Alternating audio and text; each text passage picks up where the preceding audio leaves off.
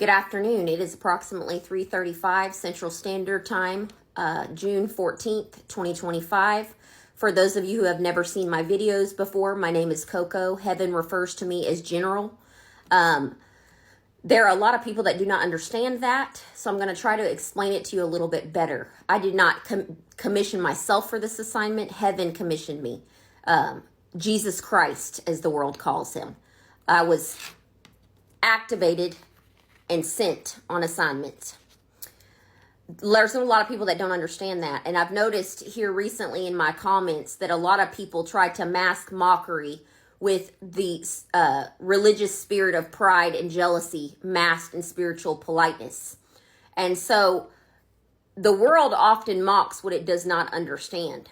So I'm going to try to break it down for you a little bit here in this video, so that way maybe those that question this might actually understand it a little bit better after I finish what I'm going to say.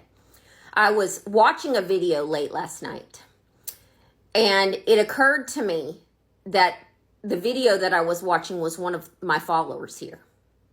And she was very distraught and overwhelmed in the video, overcome with it actually. And she was talking about me, and she couldn't understand how I could deliver these words so calmly and with such a stoic nature. She just couldn't understand that. And she said, she doesn't even look real. I shook my head and I thought, well, if she only knew what I'd been through.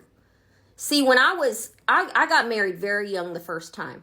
I was married for almost 12 years. 9 out of the 12 years that I was married to my first husband, he was a wonderful man, one of the funniest people that you ever could have met. But he had a life-threatening illness. And so when I was 29 years old, I had to stand there at his bedside. Not a soul in the room except for the nurses and doctors. And believe me, there was a room full. Were there to support me in that. Since then, I have seen 178 fatalities being a chaplain. I became a chaplain within a few years of his death. My background is in religious studies and theology. I did that more because I was curious at the time. I suffered a massive heart attack when I was 25 years old. Fast forward to 2021. I'm going to tell you some of the things that happened in between there. That way you can understand that I'm battle tested and I've walked through the refiner's fire. And that I'm only sitting here because of the Lord Jesus Christ. And maybe it'll make it a little bit easier for you to understand why I was divinely commissioned for this assignment. Because I know I don't look like your normal preacher, evangelist. I don't dress like that. I've got a tattoo on my arm. Actually, I've got several of them. I'm not a polished person, but I'm real. And I've literally walked through I feel like I've walked through the pits of hell. I feel like I've had a triple bullseye on my back ever since my first husband passed away. I was married for 11 years after he passed away to a domestic abuser. I've had more injuries than I care to count. I've had 2 massive heart attacks, 7 mini strokes, a major head injury on my right frontal lobe. I've had cancer removed out of my body, a shattered pelvis, a ruptured appendix, a ruptured gallbladder. I've had my left breast split open. I've had both my arms damaged. I've had skull fractures. I've been left on a deserted highway and walked 11 miles to get help in the 117-degree heat before I realized that my 3 parts of my heart had been blown out by COVID. I've survived 3 heart surgeries. I was on a heart transplant list. I've died twice and seen heaven. Seems unbelievable, right? Because I should look like the lady from the 101 Dalmatians, but I don't. Why do you think that is? And so the least that I could do after the Lord saved my life from all of that is to give him my life in obedience. I was called when I went to heaven the second time after I'd suffered my second massive heart attack. I didn't ask for this job, but I took it in obedience. I was also accused of a crime that I did not commit. Had that been a true accusation, I wouldn't be sitting here talking to you right now. That is why I wrote the book Judicial Insurrection, so that way God could have the last laugh. During that time, I had people that I loved, people that were closest to me, walk away from me in droves. I felt like Paul. And sometimes I felt like Job. I can understand how Moses felt whenever the Lord told him what his assignment was, and he had to walk away from his entire family, from Pharaoh's family, and he had to go out into the wilderness. I've walked in the wilderness.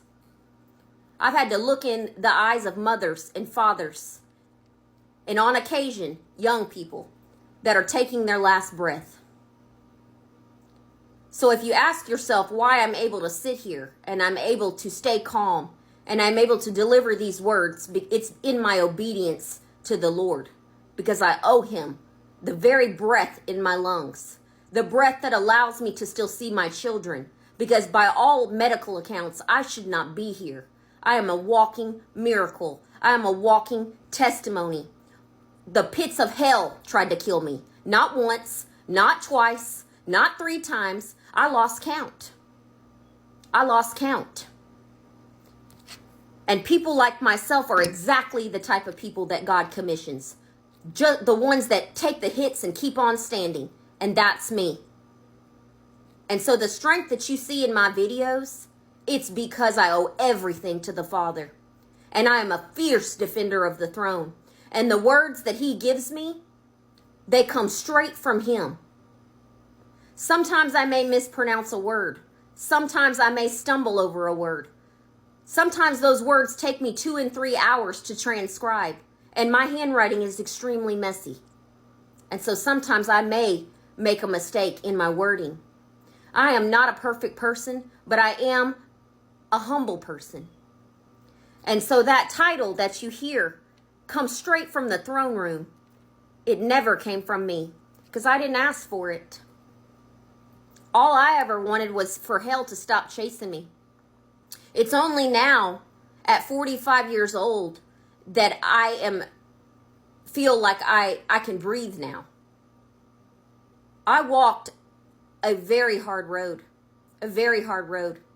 I've been betrayed by the people I love most. I've been lied about. I've been made fun of. So when people come to my page and they mock me, just understand that it doesn't hurt my feelings, because I stopped caring about what other people think a long time ago. I spent the majority of my life worried about those things, but now I don't lose sleep over it. I consider mockery demons dressed up in human skin. They're like roaches, and over here we spray them with Raid. There's too many people that are out there pretending to be something that they're not. But there's very few people that have been so viciously abused that at 16 weeks pregnant, as they got into the shower, the baby fell out onto the floor dead. That's something that I've never released in any of my books or on TikTok. But those are just a few of the things that I've survived. And I could list off many more. Many more.